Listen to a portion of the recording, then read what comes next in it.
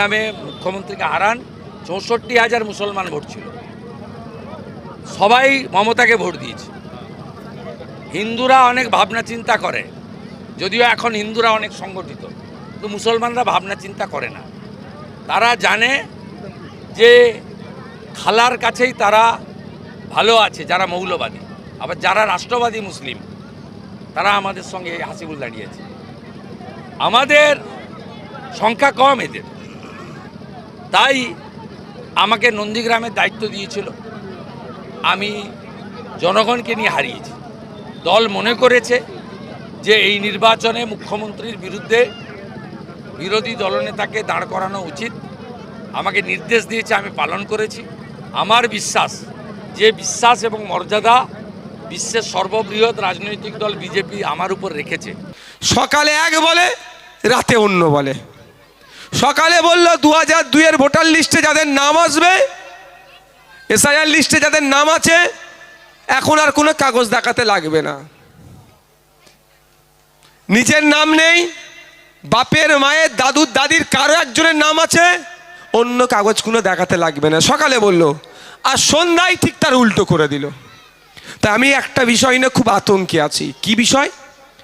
যাদের ভোটার লিস্টে অলরেডি নাম এসে গিয়েছে, আমি তাদের কাছে একটা অনুরোধ করব, এই 2026 ইলেকশনে ভুলেও যেন আপনারা ভোটদান থেকে বিরত থাকবেন না। প্রত্যেকে নিজের ভোট নিজে দেবেন। কারণ এইবার নির্বাচনে হয়তো ভোট দিলেন না, মনে হলো ধর এবার আর ভোটটা দেব না, এ ভুল কাজটা করবেন না। ও এখন পাগলা গরু খেপে গেছে, কখন কি বলছে বোঝা মুশকিল হয়ে যাচ্ছে। হয়তো এটাও বলে বসতে পারে 26 সালে যখন নির্বাচনে অংশগ্রহণ করেনি মানে ওর কোনো অস্তিত্ব নাই, ওর নামটা হয়তো ভুলে উঠে গিয়েছিল, ওইটাও ডিলিট করে দাও। কি বলছি বুঝে আসছে?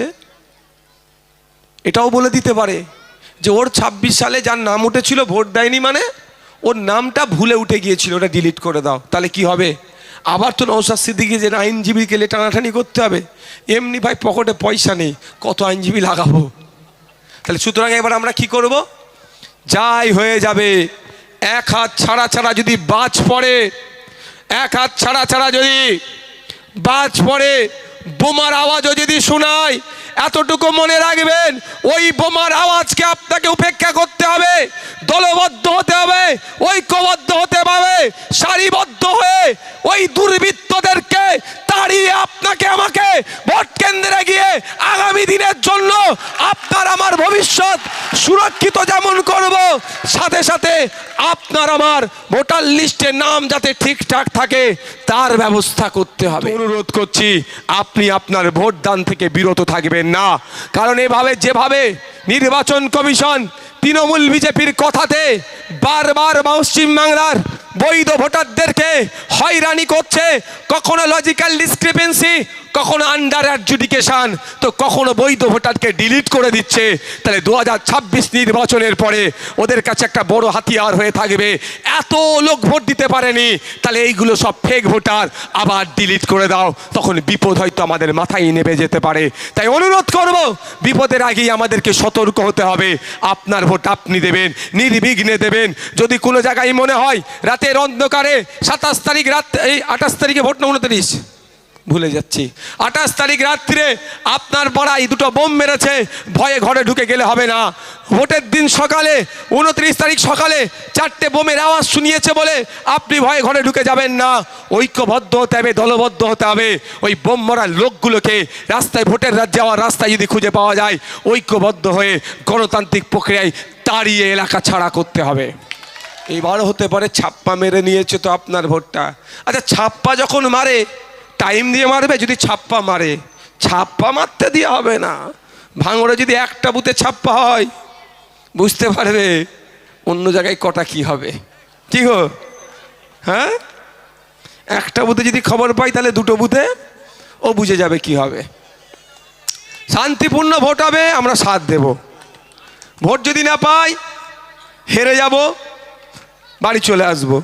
কিন্তু কোনো জায়গায় যদি ভোট চুরি হয়, এক জায়গায় যদি ভোট চুরি হয়, হাতের একটা আঙুল যদি ডিস্টার্ব করে, বাকি 4টে আঙুল কিন্তু আছে, এটুকু মাথায় রাখবেন। বুঝে যান ইশারাতে, এটা ইশারায় বুঝে যান ভাই, এতটুকু। কি গো শামসুদ্দিন ভাই, সাদা ভাই কি বলো? তাই হবে তো নাকি? একটা আঙুলকে ডিস্টার্ব করলে বাকি 4টা আঙুল আছে ভাই, স্বাভাবিকভাবে ডিস্টার্ব হবে। এবার বুঝে যাও, ছাপ্পার কোনো প্রশ্ন আসছে না। তারপরেও বলছি, বলতে পারে আমার ভোট তো লোকজন মেরে নেবে। প্রিসাইডিং অফিসারদের কাছে ভোটার লিস্ট থাকে না? থাকে তো, ওখানে টিক মারতে হয় তো। কেউ যদি ছাপ্পা মারে ওখানে আর কি টিক মারবে? ও তো ভটাভট ছাপ্পা মারবে। আপনার কিন্তু প্রিসাইডিং অফিসারের ভোটার লিস্টটাই কিন্তু সংরক্ষণ হয়ে থাকে কোথায়? নির্বাচন কমিশনের অফিসে। তাই আপনাদের বলবো, নির্বিঘ্নে আপনাদেরকে যেতে হবে ভোট কেন্দ্রে গিয়ে আপনার মূল্যবান ভোট দিতে হবে। যদি মনে করেন কাম চিহ্নকে দিতে হবে, কাম চিহ্নকে দেবেন। बाबरी मस्जिद 2019 में जो सुप्रीम कोर्ट में जो फैसला दिया, उनको रामलीला को बाबरी मस्जिद को जो भीतर की तो लैंड है वो उनको सौंपा गया। फिर वो सुप्रीम कोर्ट में ये भी निर्णय लिया जो बाबरी ट्रस्ट को कोई लैंड देना चाहिए यूपी गवर्नमेंट को। लैंड भी मिला, देर से मिला लेकिन इतना जगह मिला, इतना बहनों हुआ जो मुसलमान आबादी वहाँ ज़्यादा से ज़्यादा है ही नहीं। तो मुसलमान लोग जहाँ से है ही नहीं, वहाँ तो कोई मस्जिद बाबरी हो, प्लान कोई मदीना मस्जिद हो, कोई मरकारा मस्जिद हो। मस्जिद तो लोगों को, मुसलमान लोगों को नमाज अदाई करने का स्थान है, ये अल्लाह का घर है। तो वो जहाँ आबादी है ही नहीं तो वह लैंड लेके क्या करेगी, इसीलिए वो नहीं हुआ।